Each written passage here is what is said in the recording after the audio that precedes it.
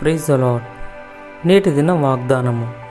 యెహోవాను నేనే, ఇదే నా నామము, మరి ఎవనికిని నా మహిమను నేనిచ్చేవాడను కాను. యెషయా గ్రంథము 42వ అధ్యాయము 8వ వచనము. ఇశ్రాయేలీలు కష్టపడి నేర్చుకున్నారు.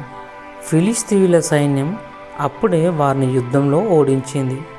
ఇశ్రాయేలీయులు ఈ పరాజయాన్ని సమీక్షిస్తున్నప్పుడు యెహోవా నిబంధన మందసమును మన మధ్య నుండి నేడల విజయం వస్తుందని అనుకున్నారు. అది మంచి ఆలోచనగా అనిపించింది. అన్నింటికి మించి నిబంధన మందసంను ఒక పరిశుద్ధమైన చిహ్నం. కానీ ఇశ్రాయేలీయులు తప్పుడు వైఖరి కలిగి ఉన్నారు. తనంతట తానుగా మందసంను వారికి ఏమీ తీసుకురాలేకపోయింది. ఇశ్రాయేలీయులు ఒక నిజమైన దేవుని సన్నిధిలో కాక తమ విశ్వాసాన్ని ఒక వస్తువుపై ఉంచి మరింత ఘోరమైన ఓటమిని చవిచూశారు.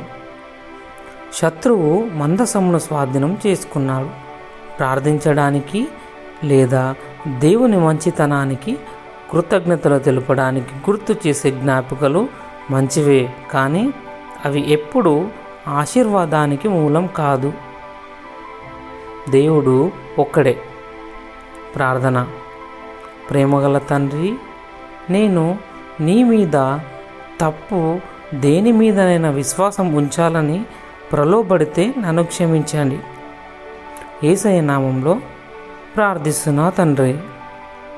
ఆమెన్.